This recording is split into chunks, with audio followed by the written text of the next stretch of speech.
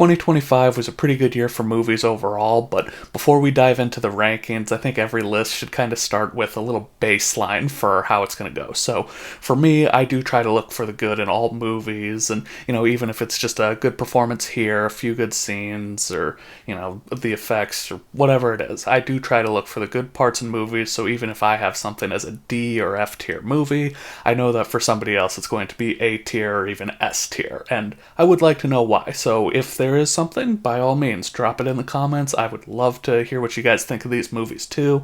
And also, this video is not sponsored by AMC. I got their A-lister program last May, but I'm not going to go into too much detail for it. Just know that I got to see 35 movies in theaters last year, so take that for what you will. So for me, the three things that I look for in all great movies are the same things that the former NC State basketball coach Jim Valvano said you should do every day to live a great life. That you should think, laugh, and have your emotions move you to tears every day. Or, in my opinion for movies, a great movie should make you think, it should be fun to watch, and it should make you feel things. It's not always going to make you cry, but you should definitely feel something from it. Also, quick spoiler warning here, I'm not going to be going out of my way to be talking about every movie's ending here, obviously, but I'm also not going to talk about them if that's kind of like the best part of the movie, or if in a quick review it's worth talking about. So we're going to be going in order of release date, so our first movie is going to be Captain America Brave New World. Now, I'm an MCU fan. You guys can see all the stuff back here, so that's pretty obvious. So I might be a little softer on this one than most, but it still did feel good to have a more grounded, realistic story in the MCU again. Kind of felt like it was going back to phase 1, honestly, in some ways, as it tries to set up the new Avengers. And, even as a standalone movie, Anthony Mackie is really good as Cap, and Harrison Ford was great as Thunderbolt Ross, so this is still a really good movie, even if it's not, like, Marvel's best. So I'm going to stick this in B tier to start us out. Next up, we got Death of a Unicorn, and this is one that I think it was a better concept than the execution of it. Paul Rudd was just kind of meh. Jenna Ortega had her moments. I thought Will Poulter was great in his role, and the movie probably should have been trying to embrace more like that style for it. It's like its concept is kind of supposed to be funny, but it just takes itself too seriously. It's almost like if Sharknado was trying to take itself seriously. Maybe with a different vision and director, this could have been a better movie, but maybe if like Taika Waititi was directing it, man, imagine if he wanted to do like a horror movie, just how much of a trip that would be. But I'm gonna stick this one in D tier for now. I just think it could have been better.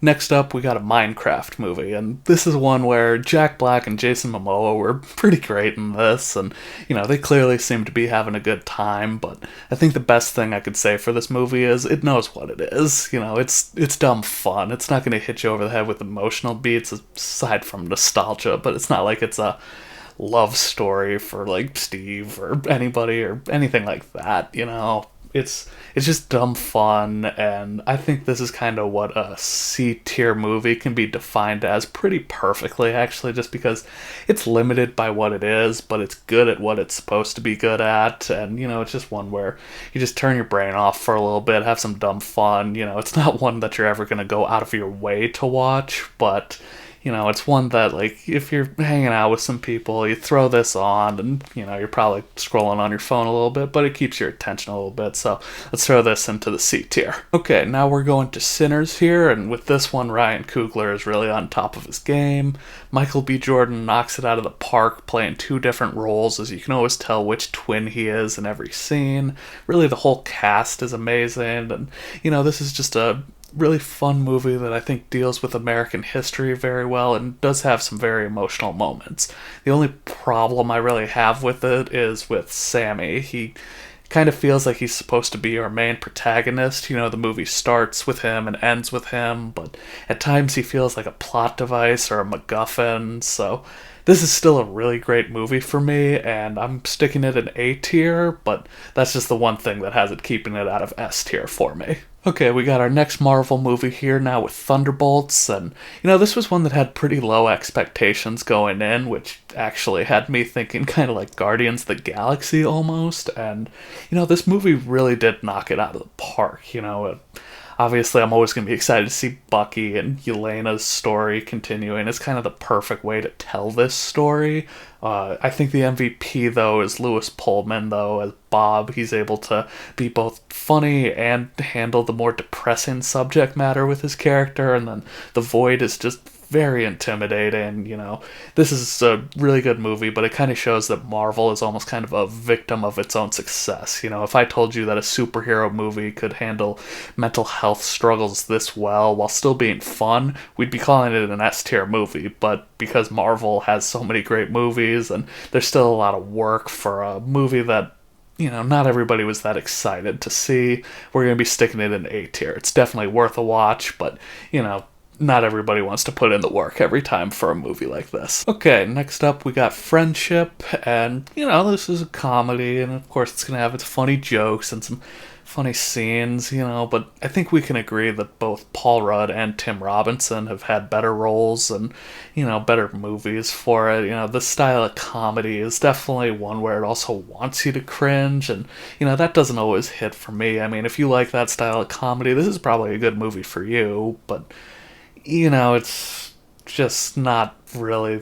my style of comedy, and honestly, the end of the movie kind of felt like a drug trip almost, where I was just glad that they didn't cut back to the closet that Craig licked the toad in at the end of the movie, but I'm going to put this in D tier, and I'd love to hear why this movie worked for you if it did. This is one that I kind of wanted to like more. Next up, we've got Mission Impossible: The Final Reckoning, and this is one where it's in the name. They're doing the impossible thing, so it's going to be fun, but you have to turn your brain off a little bit, especially as this one has to try to up the ante and do more impossible things than its predecessors has done. And, sometimes it can be a little much, but after Luther dies, I honestly thought they were going to go for a Rogue One style ending, so the emotion definitely hits on this one, and even as I am saying that sometimes it can be a little much, I do think that this sticks the landing here. It has a good ending, especially for the series as a whole. It definitely ends better than most series, and I'm going to stick this in B tier only because some of its predecessors are better. Next up, we got The Phoenician Scheme. Now, I know Wes Anderson as a director isn't for everybody, but this is a really great one from him. It's a stacked cast. Everybody's on top of their game. Gotta give the special shout-outs, of course, to Benicio del Toro, who's just amazing and so much fun in this role. Michael Cera basically playing two roles as he's undercover for the first half. He's great. And then, of course, Mia Threepleton, it kind of brings it all together, playing it as like the straight character. You can't tell how ridiculous everything is if you don't have her in it, so otherwise everything just seems normal. And this is a great movie, keeps it tight, it's under 2 hours, not a wasted minute. The only problem with it for me is that emotionally the stakes never really feel that high. I mean, the movie starts with Anatoly surviving a plane crash, so you know how strong his plot armor is going to be, but I'm still sticking this in A tier. This is a great movie. Next up, we got a Netflix movie, as we're going with K-pop Demon Hunters here, so this doesn't have anything to do with AMC A-List. I didn't see it in theaters, but, I'd heard a lot of great things, but I wasn't knowing what to expect, and I was pleasantly surprised with this one, and if I had to sum it up, I would say it's like Frozen, the Powerpuff Girls, and Wicked, or at least with Wicked, with the soundtrack, and it's just a really fun movie that they clearly did their homework on, and it's not that it's devoid of emotional moments, but, the emotions hit harder in Frozen and Wicked, so I'm going to be sticking this in A tier, and I think this is one where it's kind of like good to separate what makes an S tier movie versus an A tier, where like S tier movies you're going to be watching for the rest of your life. You'll watch them by yourself regardless of what it is you're doing, as opposed to an A-tier movie, which is still great, and you'll recommend it to your friends. You'll even watch it with your friends, but you may not go out of your way to like watch it by yourself all the time. Next up, we're going with Materialists, and This is a tough one. Like, I like Chris Evans. I like Pedro Pascal. Admittedly, I'm not the biggest fan of Dakota Johnson, and I feel like a movie like this is kind of why. It doesn't feel like she has great chemistry with either of her love interests, and, it still has its moments. It still is a pretty funny movie, and, Pedro Pascal manages to do a lot in a role that is oftentimes thankless, and I just feel like this is a movie that's been told a lot of times before and has been told in better ways, so I'm going to be sticking this one in D tier. Next up, we got Megan 2.0, and for those of you who were fans of the first one, you probably didn't like this one as much, since the first one is more of like a horror comedy, and this is definitely an action movie here, but it does still have some of that fun spirit that the first one did in spurts, even though it was a horror movie, and it does have the emotional moments that harkened back to the original story, which is about losing family and struggling to raise a kid. This is a fun one, but honestly, if you told me we were getting a sequel for this, I would have expected something to look more like Terminator 2, and obviously that's a very high expectation to put on a movie, but I feel like it would have eased out of the horror genre more and landed softer in adventure if this was the third one. And this is still a good movie. I'm going to stick it in B tier, but I just think it should have been the third one in the series. Now we're going with F1, and if I had to pick one movie from this year as the example for a summer blockbuster, of course it's this one. I know it doesn't always follow the rules for F1, but when you turn your brain off a little bit and watch Brad Pitt do his thing, this is a great movie, and Joseph Kosinski clearly knows how to direct action, and it's the best part of the movie for it with how he's able to handle it. And while I say turn your brain off a bit, it does also have a certain charm to it where Brad Pitt, because he's Brad Pitt, is playing a character who's the smartest character in the room and charms us into making us feel like we too are also the smartest one in the room, which I think can be just as important for a movie. And I'm going to stick this one in A tier as just a great movie, better experience, and like movies like this one are the reason why you go to the theaters to watch movies. Okay, we got a big one now. Superman here. Big shoes to fill, and James Gunn knocks it out of the park. David Corenswet is amazing. He perfectly personifies both Superman and Clark.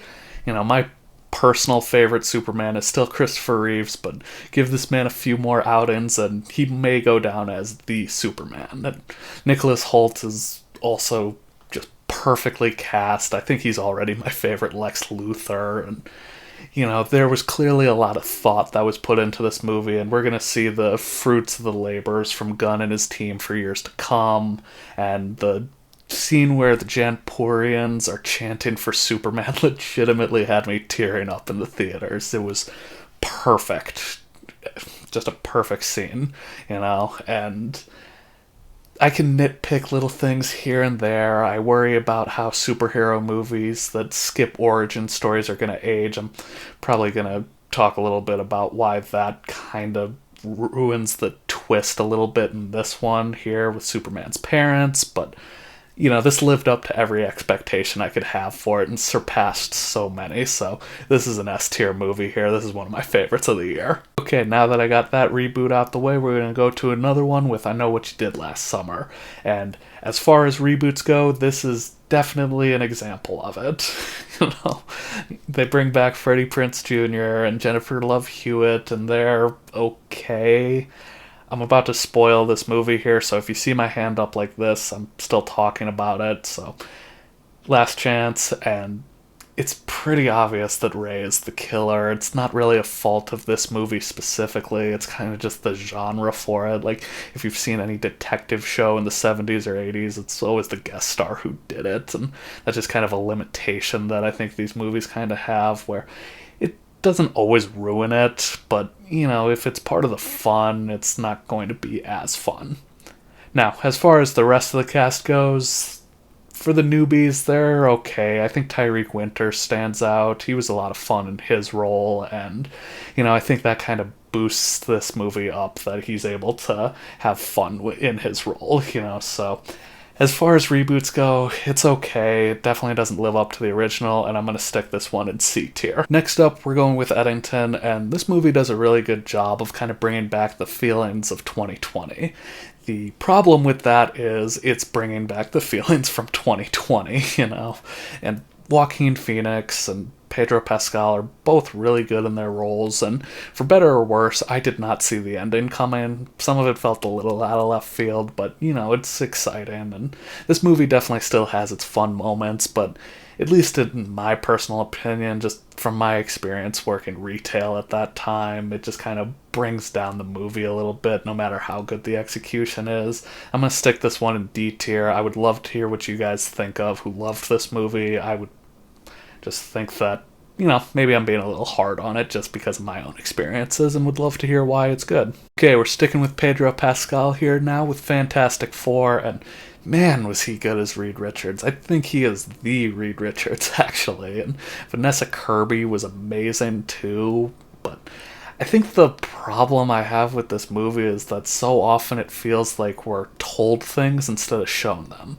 I know part of it is just the origin fatigue that everybody has with superhero movies, but I do worry about how it is going to affect the storytelling, especially in what is, an alternate, almost utopian version of Earth. It feels like there isn't enough conflict with the family at times, and yeah, of course it's like, yeah, we're a great family, it's the first family, so we want to show that familial love, but at times that's showing that they can work through the conflict, and I feel like they had the opportunity with Reed and Johnny to be butting heads a little bit more over the Silver Surfer, and this is still a good movie. It's not that I don't like it. I'm glad the Fantastic Four is in the MCU. I'm excited for their future appearances, but I'm sticking this one in the B tier for now just because I feel like origin stories still have to matter, and this one, I think, needed to have a little bit more background for it. Next up, we're going with The Naked Gun, and man, this was one I was really excited for. I thought Liam Neeson was a great cast for it, and I'm so happy he lived up to my expectations. He really was the perfect cast for this movie,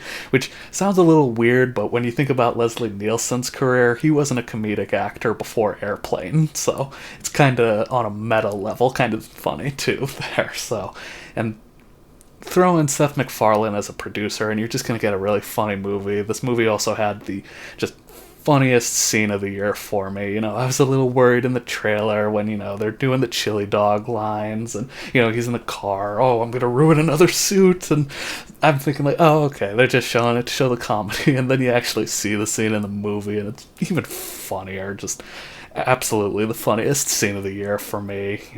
I don't need my comedies to be anything more. If you can have me laughing so hard that I'm almost tearing up, then this is an easy A tier for me, and my favorite comedy of the year. Now we're going with a pretty big tonal shift here as we go with Weapons, and usually I'm not the biggest horror movie fan, but ones like this are the exception for me. The non-linear storytelling is engaging, the performances are great across the board, and this movie just does a great job creating anxiety, and the comedic moments that follow them, I don't know, it's something about it where when you do comedy like this, it just works even better for some reason, and I'm going to be putting this in B tier, but I think this one is kind of a good example to say, like, what the difference between a B tier and an A tier movie is for me, where, like, with B tier movies, yeah, you'll watch them again, you're hanging out with your friends, somebody says, oh, hey, let's watch Weapons, and somebody hasn't seen it, and you'll go, oh, yeah, sure, that's a good movie, we'll probably watch that, or maybe you'll recommend it to, like, a specific friend, like, oh, you liked this, you should watch Weapons. But to me, an A-tier movie is one where, one, you'll probably watch it alone, by yourself again at some point, maybe not go out of your way to, or, you're sitting in your group, and you just say to the group at large, hey, let's watch this movie, it's really good, and to me, Weapons is one that, I don't know if I'll ever watch again, but it's a good movie still, and I'd recommend it to specific friends, but I'm sticking it in B tier, and insert comments here about how I'm too scared to watch it by myself. Okay, next up we've got Eden here, and I think the best way to sum up this movie is it's like The Shining, but without the actual shining power and no Jack Nicholson to uplift it, you know? Jude Law is good as a writer who is slowly descending into madness, but it's hard to live up to Nicholson, and, I don't think he's quite to that level, at least in this role. And, the rest of the cast is it's okay. There's nothing special about it, really. Sydney Sweeney gets her basic instinct moment at the end, but especially when you learn that the story is from her character's point of view, being based off a true story, it feels like she should have more to do, and whether it's the writing choices, the direction, or her own abilities, it just feels like, she could have done more with the role, so I'm going to stick this in D tier. It's got a couple good moments, but I was expecting more. Next up, we're going with Caught Stealing, and this one was one that I was pretty excited for. Austin Butler gives a great performance in this one, and it feels like there are real stakes in this movie after Zoe Kravitz's character is killed, which you don't always get in these action movies. Throw in a lot of good performances from side characters. The one thing I was worried about with this movie is that they would overuse the Hebrew mobsters, and, it's one of the situations where less is more, like with Vader in the original Star Wars movie or Hannibal Lecter. They didn't overuse them and they were perfect. And I'm going to stick this one in B tier as a really fun action movie that I think should have done better in theaters. Next up, we're going with The Long Walk, and this is one I would definitely describe as more good than fun to watch. The selling point to this movie is really the friendship between Cooper Hoffman and Peter Johnson, who have great chemistry together. Throw in Mark Hamill, who really disappears into his role, and the acting is just amazing in this movie. The problem for it more so is the concept is limiting. We know that this friendship isn't going to have a happy ending, and sometimes it gets gruesome in a way that's really jarring. It's not the best Stephen King adaptation, and the friendship is reminiscent of Shawshank in some ways, which does really uplift the movie, but this can be hard to watch sometimes, and that's kind of by design here. So it's a really good movie, really important movie. It's just not the most fun one to watch, so I'm going to stick this one in B tier. Next up, we've got Him, and this is one that feels like was a pretty good concept that just wasn't executed in the best way. Marlon Wayans was great, just showing how insane Isaiah is, but it feels like with Cam, his descent into madness could have been explored better, especially what we do to athletes in his position. And I remember walking out of the theater with my friends, and one of my friends ends up saying that he thought that the executioner at the end was going to be Cam's father.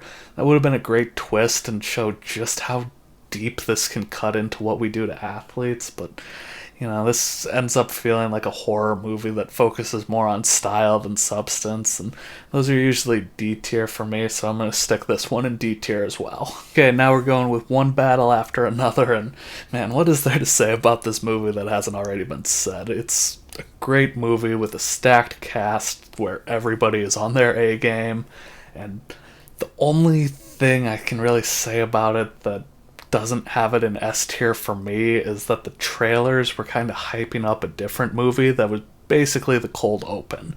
When I saw it the second time around and realized that it's basically Finding Nemo, it's better for me at that point, but just because of what the trailer was showing, sometimes trailers can kind of ruin movies and you want to stay away from them a little bit, and I think this is a good example because I was really excited for the movie that was in the trailer.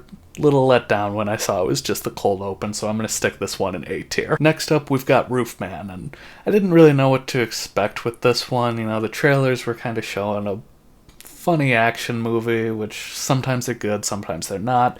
Channing Tatum's usually pretty good, and he is good in this one. So's Kirsten Dunst, and what can sometimes be a bit of a thankless role. I was kind of a little disappointed with the role that Juno Temple got. I think she's a lot more talented than the role she was given, and this movie, it can be a little by the numbers sometimes, and it's fun, but the stakes never really feel that high in it, and I'm going to put this one at C tier just because I think this is one of those where it's just, yeah, it's kind of your average action movie with some comedy to it. Next up, we've got Black Phone 2, and full disclosure, I didn't see the first one, but that being said, I was able to catch up pretty quickly to the narrative, which does kind of boost it a little bit in my opinion, that it can stand on its own like that, but at times this is another horror one that feels like it's style over substance. Ethan Hawke has a pretty good performance physically, even like at the end with the ice skating, he's kind of being theatric in a way that's a little reminiscent of the Joker. And then, once again, for spoilers, hand up, it means that I'm talking about the end here, but in a movie that feels like it's kind of like Friday the 13th in a lot of ways, I was expecting the ending phone call to have the mom and then Ethan Hawke at the end to kind of give like that hopelessness of it. It's like you have the hope, oh my god, you did it, you've solved everything, and then you have his voice go like, you thought that was the end of our fun, and then you just end on more hopelessness for that. That was kind of what I was expecting for it. But, this is a movie where, if you like the horror movies, this is kind of like a lesser version of Friday the 13th. I think it's more style than substance, so I'm going to stick this one in D tier. Next up, we've got Chainsaw Man, and again, I haven't watched a ton of anime, so I don't know the good from the bad, but if you can't enjoy a movie with a guy who has a chainsaw for a face riding a shark man through a tsunami, you might be a little uptight. This is a fun action movie with a romance story that's kind of reminiscent of Batman in some ways. Hopefully that's not too much of a spoiler, but, I'm sticking this one in B tier, and I'd love to hear from those of you who know anime better about how good or bad this one may have been, but I thought it was a lot of fun. Now we're going to If I Had Legs, I'd Kick You, and again, I'd like to say that I try to look for the good in movies, a good performance, a few good scenes, a concept, but man, this one was just hard for me to watch and made me feel anxious the whole time, which I know is the point, but just because it's the point doesn't mean you're gonna like it. This is a hard one to watch. Rose Byrne, I'm sure she gives a really good performance. I just can't really relate to her character. And, I'm not saying this movie isn't smart either. I'd buy the idea that, like, each one of her clients is really a part of her personality or desires, especially with the unreliable narrator that the story has. And honestly, that also kind of makes it a little harder to watch. Maybe I'm wrong about this one. Maybe you guys can let me know in the comments what I missed for it, but this is going to be the only movie that I'm sticking in F tier. Next up, we've got Begonia, and this is another one that's more good than fun. It was my first Yorgos Lanthimos film, and I definitely get why he has the reputation he does and why Emma Stone wants to keep working with him. And she and Jesse Plemons have a good back and forth all throughout the movie. It's a fun concept, but this is one where, again, it's kind of like the difference between a B and a C movie for me. Like, a C movie I'm not going to be as likely to want to rewatch, unless a B movie is just, like, that good that it's really good. And, if I'm comparing this to, like, let's say The Long Walk, I'm more likely to rewatch that one. I think it's a little bit better, and with Begonia, the best part of the movie really kind of is the twist ending for it. That's where the message comes in, and I'm not going to spoil it, but that's kind of the best part of the movie. And going through and seeing it again,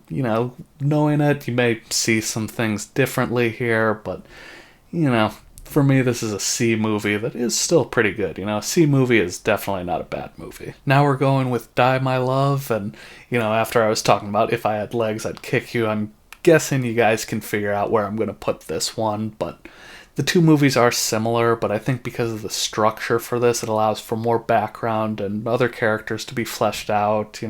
Robert Pattinson and Jennifer Lawrence both have pretty good moments in this film, and I think that's enough for me to put this in D tier as opposed to If I Had Legs being F tier.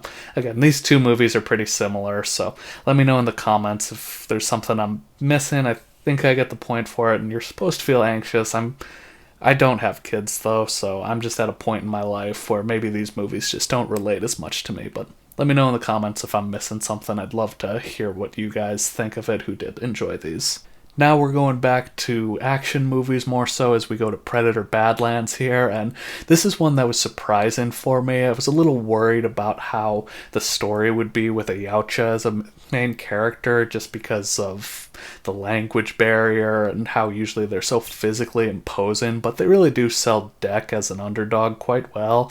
And then when you throw in Elle Fanning's performance, she's really the glue that kind of keeps this movie together. And you get a surprising family story, great action, and the connection to Alien. And I'm excited for the future of this franchise. This was a really good movie, and I'm sticking this one in A tier. Next up, we're going with The Running Man. And I'll admit, I'm a sucker for Edgar Wright films. I remember walking into this one thinking that it could simultaneously be a top 5 movie of the year for me and not be among my top 5 Edgar Wright movies, which ended up being 5th, so this is a really great movie, and Glenn Powell does give a great performance, and the stakes feel kind of higher than in the original just because you're starting with him doing it for his family, and it makes it more personal and relatable than in Arnie's version and the original. So, you know, they're kind of forgotten about though, so it's not like it's the most emotional movie, but the first 2/3 of this movie is what I thought that One Battle After Another was going to be, and then the last third just went completely crazy. It was just awesome, and I want to make sure that I give Michael Cera his props here too. Of the 5 best supporting roles of the year, he probably has 2 of them, and just it was a limited role, but again, less is more here. He was awesome. I'm gonna stick this one in A tier and hype it up for everybody because this movie was not seen enough. Next up, we're going with the movie I was most excited for this year, Wicked for Good. This managed to live up to every expectation I had for it, and is everything I look for in a great movie. It's smart enough to realize the struggles of a person on the outside trying to take down a corrupt system. The wizard's line about why people won't stop believing in him just because they don't want to really makes you think. And it's a lot of fun to watch. A lot of great songs. There's plenty of comedy here still. The catfight scene is hilarious, and Cynthia Erivo and Ariana Grande were clearly having fun with it. And then, it's so emotional. It wrecked me. Spoilers for the end here, but I was fairly certain that Elphaba wasn't going to die, but her and Glinda's goodbye still just wrecked me. I was just crying in the theaters. It was amazing, even believing that she wasn't going to die. And, just Cynthia Erivo, Ariana Grande, Jeff Goldblum, so many people just on top of their games here. This is an easy S tier movie for me and is my favorite movie of the year.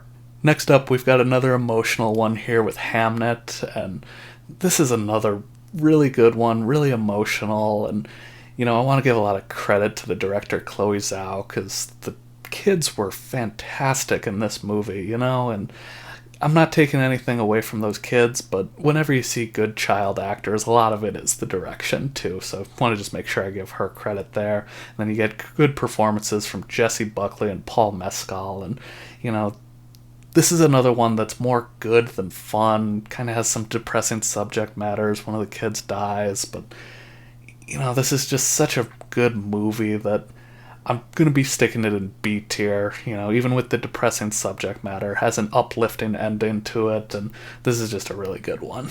Next up, we've got Sentimental Value, and this is another one where I wasn't really sure what to expect going in. I like Stellan Skarsgård and Elle Fanning, but I wasn't sure what else to be really looking for, and, this was a good story that was personal and relatable for a lot of people, I feel like, and for lack of a better word, sentimental, and Renate Reinsve was great in this, and, it's a good story that, again, you guys know the deal by now. I'm sticking this in C tier because I don't think I'll ever watch this one again, even though it's a good movie. Now we get to the final movie of 2025 that I saw with Avatar: Fire and Ash.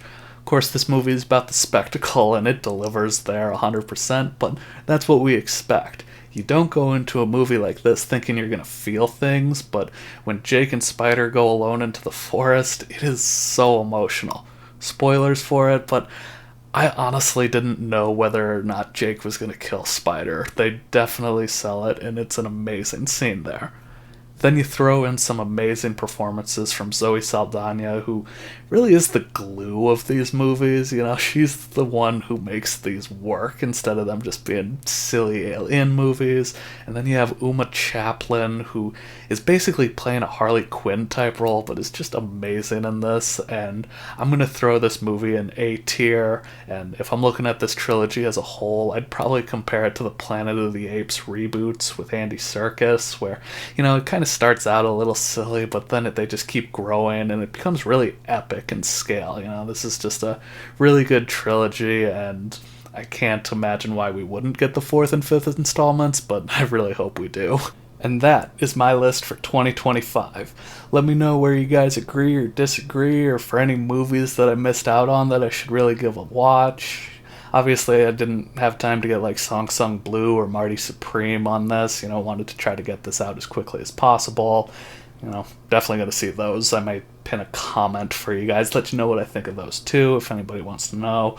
But, you know, let's just take one last moment here to remember Jimmy V. May he rest in peace. And just take a little time every day to think, laugh, and have our emotions move us to tears. You know, we'll all live a heck of a life. And if you stuck around this long, which is about 35 minutes, you've probably enjoyed it a little bit here, so please drop a like if you enjoyed, subscribe if you want more like this, and I'll see you next time on STV.